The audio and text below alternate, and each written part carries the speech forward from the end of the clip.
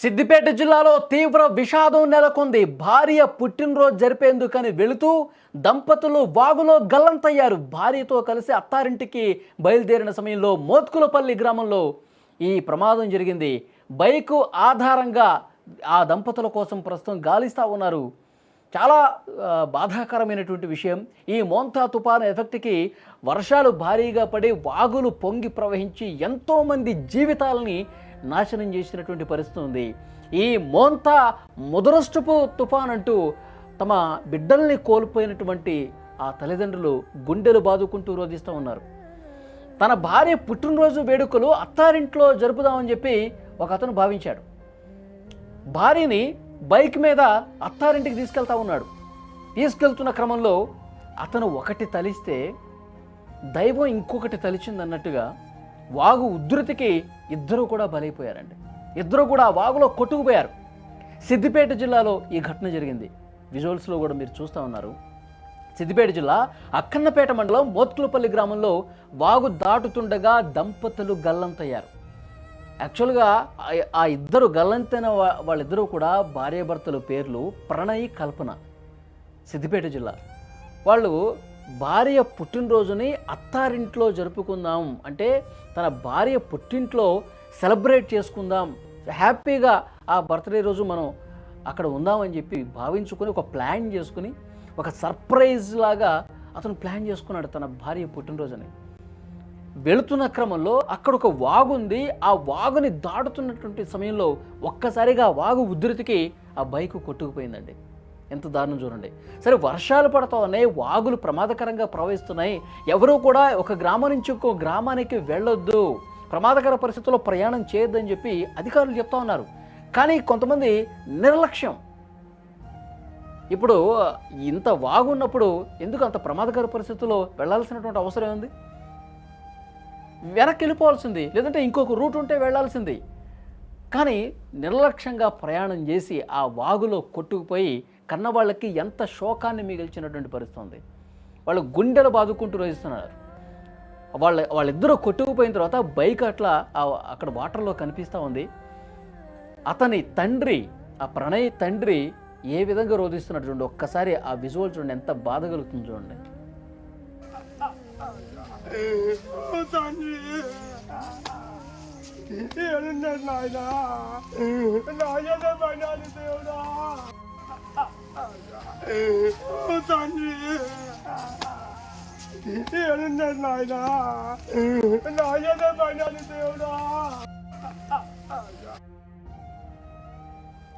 ఆ వాగులో కనిపిస్తున్నటువంటి ఆ బైకుని చూసి అది నా కొడుకుదే, ఏడున్నావయ్యా అంటూ అతను రోధిస్తుంటే అక్కడ ఉన్న వాళ్ళందరూ కూడా మిగతా కుటుంబ సభ్యులందరూ కన్నీళ్లు పెట్టుకుంటూ రోధిస్తూ ఉన్నారు.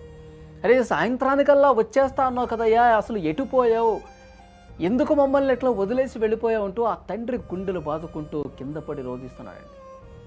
ఎంత బాధ కలిగించే విషయం. నిజంగా కళ్ళ ముందు పెరిగినటువంటి ఆ కొడుకు మంచి జీవితం ఉంది, పెళ్లి చేశాడు, మంచి భవిష్యత్తు ఉంటుంది అనుకున్నటువంటి సమయంలో ఈ విధంగా వాగులో పడి కొట్టుకుపోయాడు.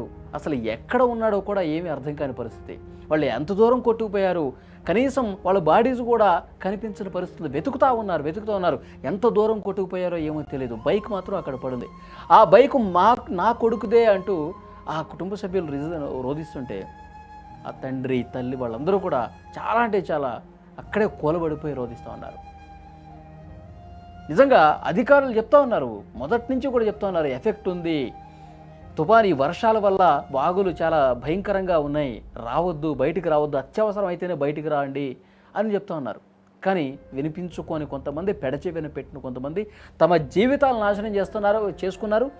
వాళ్ళ కుటుంబ సభ్యులకి రోదన మిగిల్చిన పరిస్థితి, కుటుంబ సభ్యులకి శోకాన్ని మిగిల్చిన పరిస్థితి. పోయిన వాళ్ళు తిరిగి రారు. మనం చేసే ఒక చిన్న తప్పిదం, ఒక చిన్న నిర్లక్ష్యం మొత్తం కుటుంబాలని పాతాళంలోకి కూరుకుపోయే విధంగా చేసింది. కన్న బిడ్డను కోల్పోయి ఇటు అమ్మాయి తల్లిదండ్రులు కూడా చాలా అంటే చాలా రోధిస్తున్నారండి. మళ్ళీ ఒక్కసారి చూడండి అవి చూడండి. ఆ గుడికి పోయి వచ్చినప్పుడు ఫోన్ చేయొద్దా, నేను రమ్మనలేదు నన్ను అంటే అది నేనన్నా కదా, వాన వస్తుంది, వాన తక్కువైనాక బిడ్డ అన్న వాన కొడుతుంది కదా, ఆయనే ఉండి పెద్ద మనిషి కన్నా కేక్ కట్ చేయి, లేకుంటే పెద్దమ్మ నీడికి రమ్మన్నా కేక్ కట్ చేయి బిడ్డ, వాన బాగా పడుతుంది, రాకుంటే అయితే ఈ దండం పెడితే బాగుతానన్న. అయితే ఆహా అద్దంటన్నవా అన్నది. అద్దంటన్నవా అని కాదు బిడ్డ, నువ్వు వాడు ఉండు వాన కొడతానన్నా, అవన్నీ పట్టుకొని వస్తానంటే నా బిడ్డ మళ్ళీ ఇడికి నా బిడ్డ కొద్దిగా లేచినాక అత్తది కావచ్చు, పండుకోవచ్చు అన్నది. మళ్ళీ పోయి చూసి వచ్చినాక లేరన్నాక అప్పుడు మళ్ళీ పోయి అందరికి ఫోన్లు చేస్తాను నా బిడ్డ కొరకు. అయ్యా ఆమెది బర్త్డే మా కోడలు అయ్యా, స్నానం చేసుకున్నారా అయ్యా, గుడికి పోయినరా అయ్యా, వచ్చిండ్రయ్యా, మళ్ళీ ఇంటికాడ బట్టలు వేసిండ్రు, నేను ఆఫీస్కి పోయినా అయ్యా గంతే అయ్యా, మళ్ళా సాయంత్రం వచ్చే వరకు అయ్యా వాళ్ళ అత్తగారింటికి వేరు అనుకున్నా అయ్యా, నా అత్తగారింటికి పోలేదట అయ్యా, వాళ్ళకి ఫోన్ చేస్తే నన్ను చుట్టాల కాడ ఉండొచ్చా అయ్యా అని అందరికి ఫోన్ చేసినావా అయ్యా, ఎక్కడ లేరు అన్నారా అయ్యా, బండికి ఇక్కడ ఉన్నది అన్న వాళ్ళు. చూడండి కుటుంబ సభ్యులు ఎంత రోధిస్తూ ఉన్నారు, ఎంత కడుపు కోత చూడండి, గుండెల్లో బాధ వాళ్ళకి తన్నుకుంటూ వస్తుంది. పిల్లల్ని కోల్పోయిన ఆ తల్లిదండ్రులు ఎంత కష్టం చూడండి. ఒక్కసారి మనం చేసే ఒక చిన్న తప్పు వల్ల, నిర్లక్ష్యం వల్ల, మూర్ఖంగా ఆ వాగులో ప్రయాణించడం వల్ల కుటుంబాలు ఏ విధంగా రోధిస్తున్నాయి చూశారుగా. అధికారులు చెప్తానే ఉన్నారు, వద్దు వద్దు ప్రయాణాలు మానుకోండి, బాగాలేదు పరిస్థితులు, వాగులు పొంగి ప్రవహిస్తున్నాయంటే ఎక్కడా వినిపించుకోకుండా ఇప్పుడు అంతా కన్నీళ్లు పెట్టుకొని రోధిస్తున్నటువంటి పరిస్థితి ఉంది. యాక్చువల్గా ఏమనుకున్నారు, ఈ కుటుంబం ఏమో వాళ్ళ అత్తారింటికి వెళ్ళి అక్కడ బర్త్డే వేడుక చేసుకుంటాడు కదా, అక్కడ సంతోషంగా వాళ్ళ దగ్గరికి వెళ్దామని స్టార్ట్ అయ్యాడు. వీళ్ళు బయలుదేరారు, బయలుదేరుతున్నామని చెప్పారు, వస్తున్నామని చెప్పారు. కానీ వీళ్ళు ఏమనుకుంటున్నారు, అత్త మామ ఏం చెప్పుకుంటున్నారు, వాళ్ళు బయలుదేరుతున్నారు వస్తున్నారని చెప్పి వాళ్ళు అనుకుంటున్నారు. వీళ్ళేమో వీళ్ళింటికి పోలా, వీళ్ళేమనుకుంటున్నారు ఇంకా వెళ్తున్నారులే, వెళ్ళిపోయి ఉంటారులే అనుకున్నారు. కానీ ఎక్కడా కూడా వాళ్ళు కనిపించట్లా, ఈ వాగులో పడి కొట్టుకుపోయారు. తర్వాత అక్కడ బండి చూసిన తర్వాత ఈ వాగులో కొట్టుకుపోయారని తెలుసుకున్న తర్వాత పోలీసులకు సమాచారం ఇచ్చిన తర్వాత అప్పుడు తెలిసింది, ఇక్కడ ఈ బైక్ ఉంది, మీ అబ్బాయిదే కావచ్చు, ఒకసారి రండి అంటే అప్పుడు ఒకటొకటిన పరుగున ఫోన్లు చేస్తే ఫోన్లు ఎక్కడా రీచ్ అవ్వట్లా, ఫోన్లు కలవట్లా, స్విచ్ ఆఫ్ అని వస్తుంది.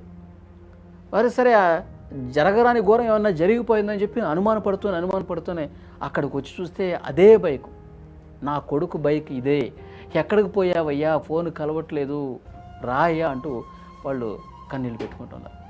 సో ఇప్పటికైనా దీన్ని బట్టి మనం నేర్చుకోవాల్సినటువంటి విషయం ఏంటంటే, ఎవరూ కూడా అనవసరంగా ప్రయాణాలు చేయొద్దు.